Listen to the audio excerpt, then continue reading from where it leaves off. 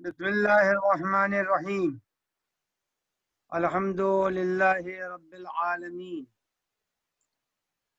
والصلاة والسلام والتحية والإكرام على نبي الرحمة وعلى آله الطيبين الطاهرين المعصومين، لا سيما على الإمام المنتظر، واللعنة الدائمة الباقية على أعدائهم أجمعين. أما بعد، فقد قال الله الحكيم في كتابه الكريم: بسم الله الرحمن الرحيم، لقد آتيناك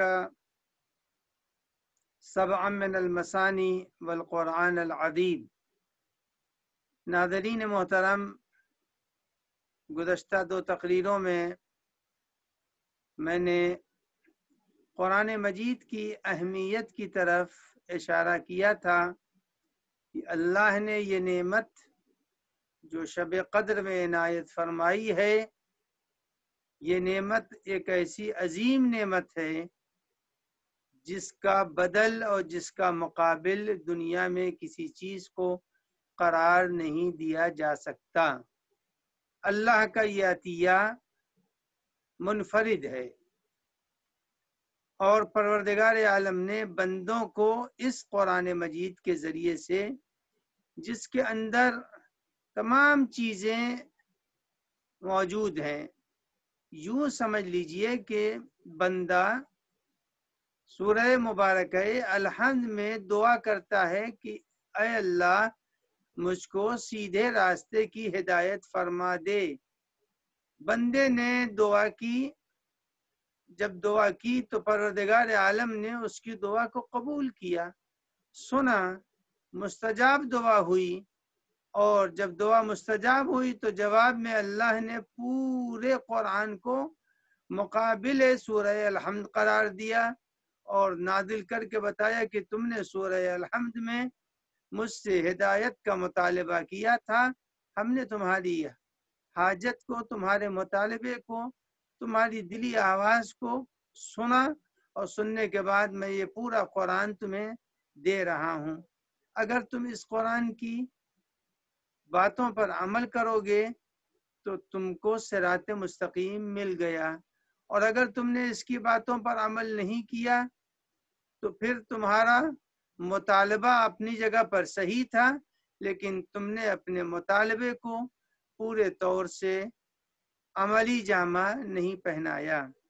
لہذا قرآن مجید انسانی زندگی کے لیے ایک ایسا دستور العمل، ایک ایسا قانونی سرمایہ ہے کہ اگر کوئی اس قانونی سرمایہ کو اپنی زندگی میں اور اپنے معاشرے میں اور اپنے ملک میں اور اپنے سماج میں اس کے پیغامات کو منتقل کرے تو پھر نہ تو زمین کے اوپر انتشار ہوگا، نہ زمین کے اوپر بلوے ہوں گے، نہ زمین کے اوپر کوئی ایسی ناخوشگوار باتیں ہوں گی، چونکہ قرآن کے اندر سب کچھ موجود ہے۔ اب قرآن مجید نے بیان یہ کیا ہے کہ اللہ نے جنت بنائی ہے اور جنت میں درجات رکھے ہیں۔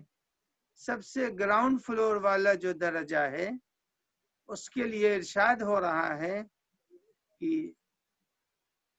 جنات تجری من تحتها الانہار، اللہ نے جنت میں نہریں بنائی ہیں، باغات بنائے ہیں۔ یہ نہریں اور باغات جتنے بھی ہیں یہ سارے کے سارے یہ گراؤنڈ فلور پر ہیں۔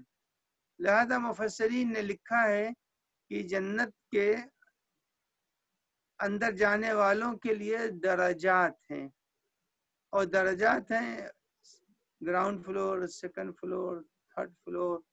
ہمارے یہاں بس اس سے زیادہ آدمی کے پاس ذہن نہیں ہے کہ وہ سوچ سکے۔ سب سے اونچی اونچی عمارتیں جو ہیں وہ عمارت بھی ایک لمٹ پہ جا کر کے ختم ہو جاتی ہیں، لیکن یہ یاد رکھیے گا کہ پروردگار عالم فرما رہا ہے قرآن مجید میں جنت کے لیے: جنتن अर्ज़ुहा अस्समावात वल-अर्ज़, अल्लाह ने जो जन्नत बनाई है, अर्ज़ुहा अस्समावात वल-अर्ज़, जन्नत इतनी बड़ी है उसको कोई समझ नहीं सकता। जन्नतिन अर्ज़ुहा अस्समावात वल-अर्ज़। अब इसके तफसीर में बयान कर दूं। मसलन देखिए, हर आदमी के हाथ में एक मोबाइल होता है। मोबाइल में एक लंबान होती है, एक चौड़ान होती है। तो अब हमेशा चौड़ान कम होती है, लंबान ज्यादा होती है। परवरदिगार आलम फरमा रहा है कि जन्नतिन अर्ज़ुहा समावात वल अर्ज़, जन्नत की चौड़ान इतनी है जैसे हमारा जमीन और आसमान। अब हमारे जमीन और आसमान ही की कोई हद नहीं है, तो अब जन्नत की वसाअत की भी कोई हद नहीं है कि जन्नत कितनी बड़ी है। लेकिन इस जन्नत की सारी वसाअतों के बाद रिवायतों के अंदर ये मिलता है कि अगर कोई शख्स जन्नत के अंदर चाहता है बुलंद दर्जे के ऊपर पहुंचना, तो वहां के ऊपर उसके लिए इमाम ज़ैनुल आबिदीन अलैहिस्सलाम ने फरमाया है, जअल दरजातिहा अला क़द्रे आयातिहा, जन्नत के अंदर परवरदिगार आलम ने फ्लोर रखे हैं, तबके रखे हैं। और फ्लोर और तबके कितने हैं का जितनी कुरान में आयतें हैं उतने ही परवरदिगार आलम ने जन्नत में तबके रखे हैं। लिहाजा जिस वक्त जन्नती जन्नत में जाएगा तो जाने के बाद उससे कहा जाएगा, इक़रा, कुरान पढ़ो, इरफा, अपना फ्लोर आगे बढ़ा सकते हो।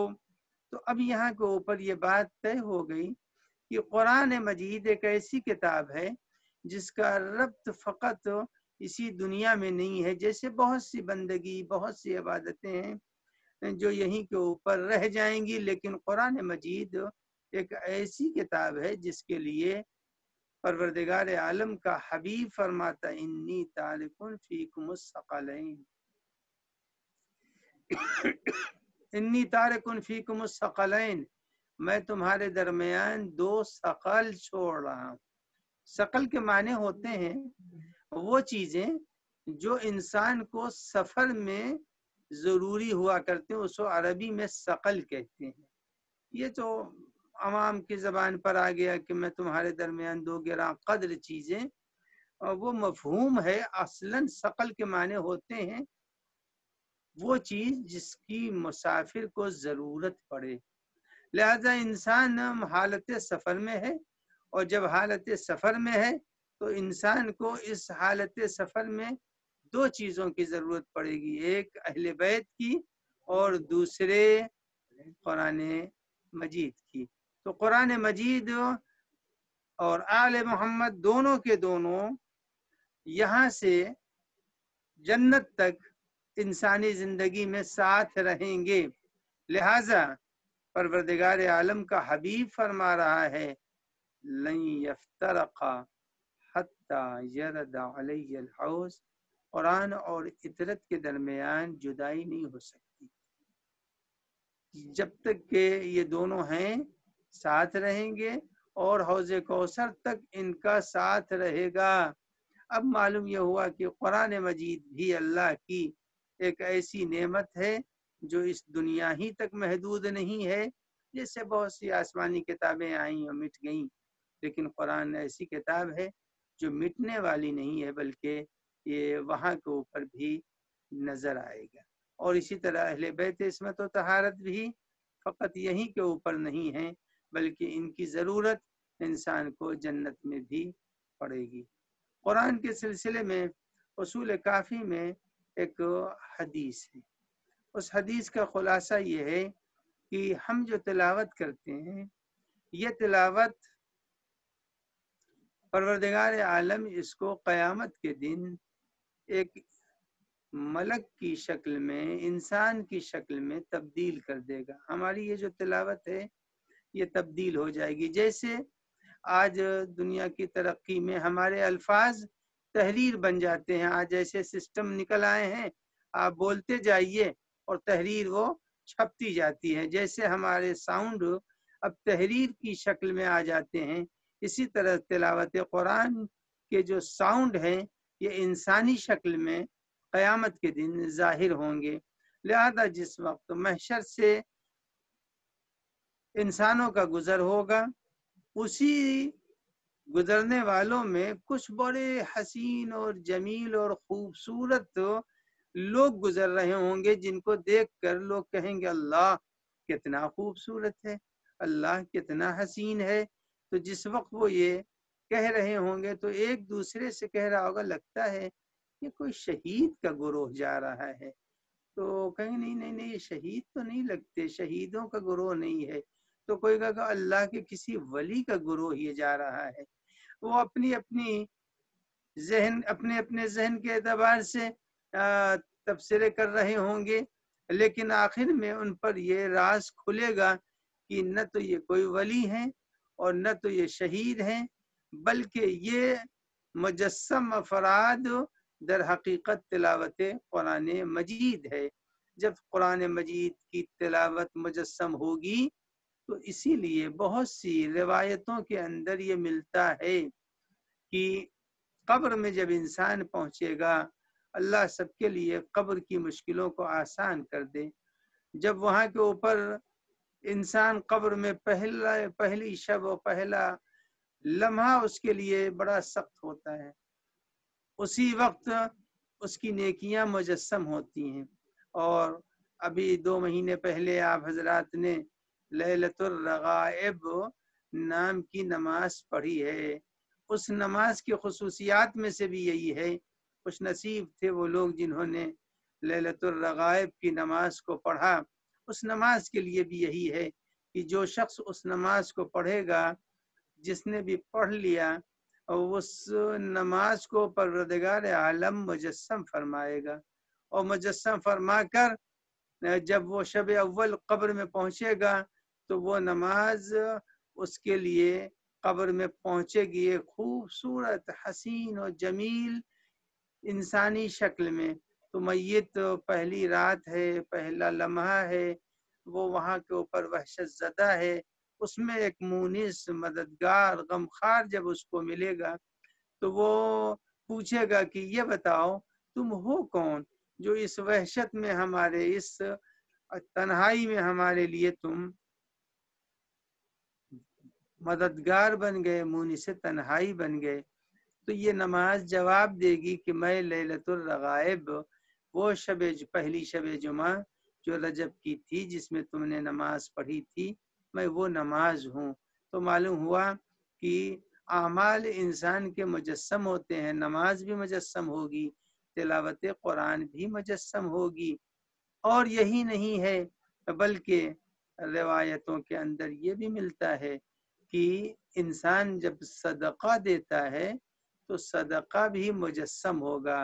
اب مجسم کے معنی یہ ہے کہ یہ ساری چیزیں دیکھنے میں بڑی آسان ہے. صدقہ دے دیا 10 روپے 20 روپے 50 روپے، صدقے دے دیے 100 200 1000 صدقے دے دیے. بظاہر یہ ایک ہم نے اپنے جیب سے نکال کر ایک رقم بطور صدقہ دے دی، لیکن یہ رقم کہاں کہاں ہمارے لیے سفر بنتی ہے. اس کا ایک چھوٹا سا واقعہ، بہت ہی مختصر واقعہ، کہ قیامت کے دن ایک بندہ خدا کو فرشتے اعمال کی کمی کی بنیاد پر جہنم کی طرف لے جا رہے تھے. یہ ساری باتیں اس لیے نقل کر دی جاتی ہیں تاکہ پتہ چلے کہ عمل انسان کا ضائع نہیں جاتا. جب فرشتے عمل کی کمی کی بنیاد کے اوپر، چونکہ جہنم میں بہت سے لوگ اس لیے بھی ڈال دیے جائیں گے کہ عمل کم ہے لیکن عقیدہ صحیح تھا، تو جس وقت ان کو فرشتے چاہیں گے کہ ہم انہیں جہنم میں ڈالیں تو دربان جہنم، جس کو داروغہ کہتے ہیں، جہنم کا جو ذمہ دار اور داروغہ ہے، وہ دروازہ جہنم کا کھولنا چاہے گا تاکہ اس کے اندر یہ ایک بے عمل انسان داخل کیا جا سکے. لیکن دروازہ جہنم نہیں کھلے گا تو وہ پوچھے گا کیوں نہیں کھل رہا ہے. تو اب یہ یاد رکھیے گا ہر چیز اس روز بولے گی. کوئی ایسی چیز نہیں ہے جو جہنم بھی اس روز دیکھے گا جہنمیوں کو اور وہ بھی آواز دے گا، ہر چیز اس دن بولے گی۔ بس یہ آپ جو سنتے رہتے ہیں معجزوں کے طور پر کہ پیغمبر اکرم صلی اللہ علیہ وآلہ وسلم کے ہاتھوں پر سنگریزے بول رہے تھے، تسبیح پڑھ رہے تھے، تو یہ تو بس ایک خاص ماحول میں رسول اللہ کا ہاتھ تھا تو بولنے لگا، یا جو ہے وہ جانور آئے تو بولنے لگے، یا حضرت سلیمان کے ہاتھ پر چیونٹی بولنے لگی، لیکن جنت اور جہنم کے ماحول میں ہر چیز کو پروردگار عالم صاحب کلام بنا دے گا۔ اسی لیے آپ قرآن مجید میں پڑھتے ہیں اخرجت الارض اثقالها وقال الانسان ما لها، زمین جو ہے وہ خزانوں کو نکالے گی، انسان کے کیا ہو رہا ہے، ہر چیز بولے گی۔ تو اب وہ دروازہ جہنم جب کھلے گا نہیں تو آواز آئے گی بھئی کیوں نہیں کھل رہا ہے، تو پھر وہاں پر وہی ایک چھوٹا سا عمل جو بطور صدقہ اس نے زمین کے اوپر انجام دیا تھا، چند روپے اس نے دے دیے تھے کار خیر میں، وہ روپے کی رقم مجسم ہوئی اور جہنم کے دروازے پر ایک بڑا پتھر بن کر کے جہنم میں جانے سے روک رہی ہے۔ تو معلوم ہوا کہ قیامت کے دن ہمارے بہت سے اعمال مجسم ہوں گے، جزا کے طور کے اوپر بھی اللہ ہم کو دے گا۔ اب آئیے قرآن مجید کو کس سن و سال میں پڑھنا چاہیے، یہ ایک بہت بڑا مسئلہ ہے جس کی طرف میں اشارہ کر دوں کہ قرآن مجید کو بہترین زندگی کا جو دور ہے انسان کے وہ ہے جوانی۔ عموماً جوانی سے بہتر کوئی دور ہوتا نہیں ہے، ہر انسان کی جوانی، اور آپ یہ دیکھیے کہ جوانی ہی میں انسان شادیاں بھی کرتا ہے، جوانی میں ملازمت بھی کرتا ہے، جوانی میں انسان اعلیٰ تعلیم بھی حاصل کرتا ہے، جوانی انسان کے لیے بہترین کمال کا دور ہے۔ جیسے 13، 14، 15 کو چاند پورے طور سے چمکتا رہتا ہے، ایسے جوانی انسان کی زندگی کا وہ دور ہے جس کے اندر ہر اعتبار سے آدمی میں کمال جھلکتا رہتا ہے، اس لیے کہ ہر کمال کے بعد زوال ہوگا۔ آپ نے دیکھا کہ 13، 14، 15 کے بعد چاند کٹنا شروع ہو جاتا ہے۔ اسی طرح انسان کی جوانی کا ایک دور ہے جو ٹھہری ہوئی جوانی ہوتی ہے اور اس کے بعد وہ پھر ڈھلنے لگتی ہے۔ تو بہترین دور انسان کی زندگی کا جوانی ہے۔ اب تلاوت کے لیے، عبادت کے لیے، عمل کے لیے، نماز شب کے لیے، سب کے لیے بہترین دور جوانی ہے۔ اب حدیث کے اندر آیا ہے کہ من قرأ القرآن وهو شاب مومن،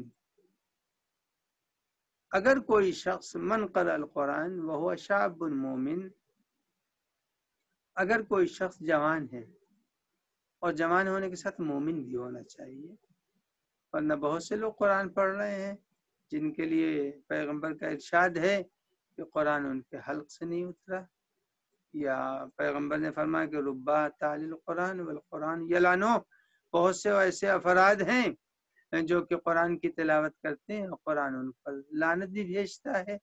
اب اس کی طرف بھی اشارہ کر دو لعنت کیسے بھیجتا ہے۔ مثلا قرآن کی آیت اس نے پڑھی جس میں لکھا ہوا ہے کہ لعنت اللہ علی الکاذبین، اللہ کی لعنت ہے جھوٹوں پر، یہ خود بھی جھوٹ بولتا ہے، جب جھوٹ بولتا جیسے ہی اس قرآن کی آیت کو پڑھے گا بلا فاصلہ لعنت اس کے گلوگیر ہو جائے گی۔ اب قرآن مجید کہتا ہے کہ لعنت اللہ علی القوم الظالمین، اگر کوئی کسی کے حق کو ضائع کر رہا ہے، ظلم کر رہا ہے کسی کے اوپر، تو جیسے ہی اس نے کہا اس آیت کی تلاوت کی، فوراً ظالم ہونے کی وجہ سے اس کے گلے میں لعنت کا طوق پڑ جائے گا۔ رب تعلی القرآن والقرآن یلعنو، اب پیغمبر کا ارشاد ہے کہ من قرأ القرآن، جس کسی نے قرآن مجید کی تلاوت کی اور وہ شاب، اور وہ جوان بھی ہے اور مومن بھی ہے، اب اس کا فائدہ کیا ہوگا؟ اختلط القرآن فی لحمہ و دمہ. اب اس کے بعد پیغمبر نے فرمایا دیکھیے گلوکوز تو چڑھوا لیتے ہیں بھائی، گلوکوز چڑھ گیا، خون چڑھا دیا گیا، لیکن خون پتہ نہیں کیسا ہے، گلوکوز میں دوا ہے، جسم کے اندر اثر کرے گی، یقیناً کرتی ہے.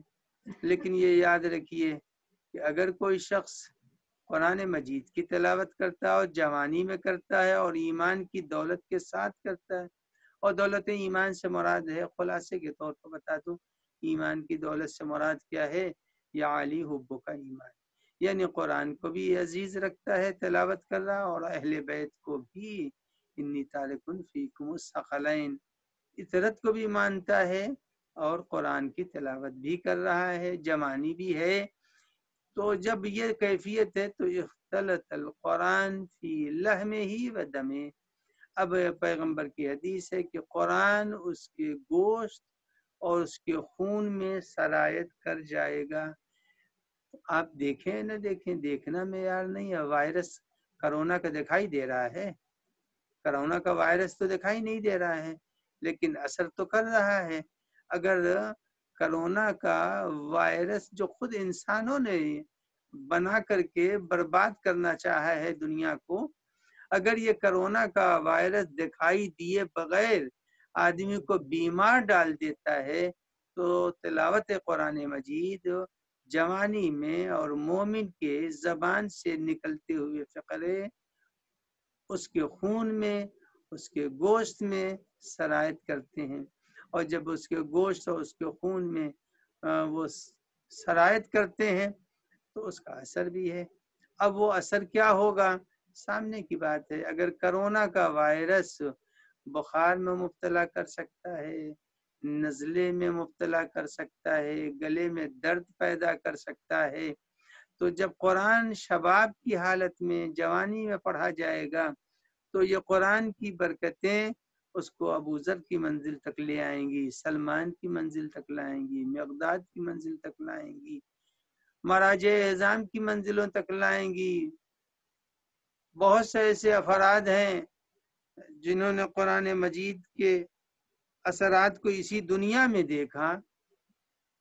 ملا باقر کا نام بہت ہی مشہور ہے، اور بہت زیادہ دن نہیں گزرے ہیں ملا باقر کو مرے ہوئے، ابھی 3-4 دہائی گزری ہے ملا باقر کو. ملا باقر مزدور آدمی تھے، بالکل مزدور تھے اور بالکل جاہل تھے. کہیں سے ان کے پاس نہ علم تھا، نہ ان کے پاس کوئی دوسری تعلیمی سرگرمیاں تھیں، صرف یہ کہ ایک ایمان اور حلال روزی. لوگوں کے فصلیں جب کٹتی تھیں تو وہ اٹھا کر کے لوگوں کی فصلوں کو، مثلا گندم کٹا تو اس کی بالیوں کو اٹھایا اور لے کر کے کسی صاحب زمین تک پہنچا دیا. مزدوری کرتے تھے لوگوں کی. اور ایک وقت وہ آیا کہ جس کے یہاں وہ مزدوری کر رہے تھے انہیں پتہ چلا یہ تو سود کے اوپر بھی کام کرتا ہے. انہوں نے چھوڑ دیا. اس نے بہت کہا مگر نہیں، ہم سود کے اوپر تم کام کرتے ہو اور تمہاری روزی حرام ہے، ہم قطعاً تمہارے یہاں کام نہیں کریں گے. بس اس نے کام چھوڑا اور دوسرے کے یہاں وہ کام پر لگ گیا. ایک دن دوپہر تھی شدید اور کسی کا بوجھ لے کر کے وہ جا رہا تھا. ملا باقر راہ میں ایک شخص بزرگوار ملے. انہوں نے کہا ملا باقر دھوپ بہت تیز ہے، ذرا آرام کر لو. سامنے ہی ایک کسی امام زادے کا مقبرہ تھا اور ان کو ایسی محبت سے گفتگو کی کہ وہ راضی ہو گئے اور اسی مقبرے میں وہ لیٹ گئے. ملا باقر کو نیند آ گئی، سو گئے. ٹھنڈی ہوا چل رہی تھی. اب جو اٹھے ہیں تو دیکھا کہ وہ صاحب جا چکے ہیں. انہوں نے وہ بوجھ اٹھایا، اٹھا کے ان صاحب کے گھر پہنچا دیا. لیکن انہوں نے محسوس یہ کیا کہ ہم قرآن پڑھ لیں گے. وہ محلے کے عالم دین کے پاس پہنچے. انہوں نے کہا کہ میں محسوس کرتا ہوں کہ میں قرآن پڑھ سکتا ہوں. تو سبھی جانتے تھے کہ قرآن تو پڑھنا جانتے نہیں، حروف بھی نہیں پہچانتے ہیں. الف با بھی نہیں جانتے، یہ قرآن کیسے پڑھ لیں گے؟ خیر عالم دین نے قرآن کھولا جب ان کے پاس تو انہوں نے قرآن پڑھ دیا. اس کے بعد سے جا بجا سے یہ خبر عام ہو گئی. جب عام ہوئے تو آیت اللہ حکیم نے بھی ان کو بلوایا، آیت اللہ خوئی نے بھی بلوایا، آیت اللہ العظماء مکارم شیرازی دامت ظلہ العالی نے بھی اپنے ہاں قمے نے بلوایا اور بہت سی چیزیں ان سے دریافت کی. تو بہرحال اگر انسان حلال روزی استعمال کرے تو قرآن تاثیر دکھلاتا ہے. یہ ملا باقر کا اصول یہ تھا کہ ایک عام سے مزدور پیشہ آدمی تھے، لہذا اس قرآن کی تعلیم کی بنیاد کے اوپر بڑی شہرت ہو گئی. تو مدرسہ فیضیہ ہے قم میں، اس مدرسہ فیضیہ میں طلاب عربی گرامر کا ڈسکس کر رہے تھے. جب وہ ڈسکس کر رہے تھے تو عربی گرامر میں جا بجا قرآن کی آیت کوٹ کی گئی ہے. تو ملا باقر جب اتفاق سے طلبہ کو دکھلائی دیا تو کسی نے بلا لیا، ملا باقر ادھر آئیے. وہ پہنچ گئے تو انہوں نے جو ہے وہ ایک کتاب تھی جس کا نام گرامر میں مغنی ہے، وہ انہوں نے کھول دیا اور کہا لیجیے یہ قرآن ہے پڑھیے اس کو. تو انہوں نے غور سے دیکھا اور دیکھنے کے بعد اس صفحے کے اوپر 2 ہی 3 آیتیں تھیں. انہوں نے ان آیتوں پر انگلی رکھ کے کہا کہ قرآن کی آیت تو بس یہی 2-3 ہے، بقیہ تو قرآن کی آیت نہیں ہے. طلبہ کو حیرت ہوئی. جب طلبہ کو حیرت ہوئی تو انہوں نے پوچھا کہ آپ نے کیسے پہچان لیا کہ یہ قرآن نہیں ہے اور یہ قرآن ہے؟ تو انہوں نے کہا کہ قرآن کی آیتیں چمکتی ہیں، روشنی نکلتی ہے اس میں سے، لہذا جتنی آیتیں تھیں اس سے روشنی نکلی، میں نے سمجھ لیا کہ یہ قرآن کی آیت ہے. بقیہ صفحے کے اوپر جو چیزیں لکھی ہوئی ہیں ہم اس کو پڑھ بھی نہیں سکتے اور اس میں کوئی روشنی بھی نہیں ہے. تو معلوم یہ ہوا کہ رزق حلال انسان کو عادی بنا دیتا ہے کہ وہ قرآن کی حقیقی شکل و صورت کو اسی دنیا میں دیکھ لے.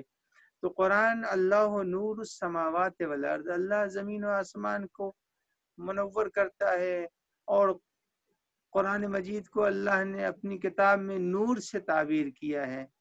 ہم نے تمہاری طرف نور کو نازل کیا. تو جب نور ہے تو نور دکھائی دے گا. بس استعمال کا طریقہ ہونا چاہیے. ہر آدمی کے موبائل میں ٹارچ ہے تو ٹارچ تو جب جلائیں گے تب روشنی دے گی، جب تک کہ آپ ٹارچ آن نہیں کریں گے روشنی دے گی نہیں. اسی طرح جب تک کہ ضمیر کا بٹن آن نہیں کریں گے اس وقت تک قرآن روشنی نہیں دے گا.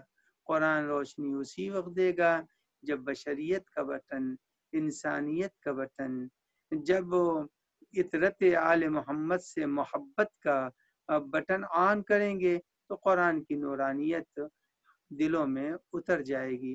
اور یہ قرآن پھر انسان کو، جیسے آج کل گھروں میں بند کر دیے گئے ہیں وائرس کی وجہ سے کہ وائرس باہر جائیں گے تو وائرس لگ سکتا ہے، ناک کے اوپر، منہ کے اوپر سب کے جو ہے وہ لگا دیا گیا ہے، ماسک لگا دیے گئے ہیں تاکہ جراثیم سرایت نہ کرے.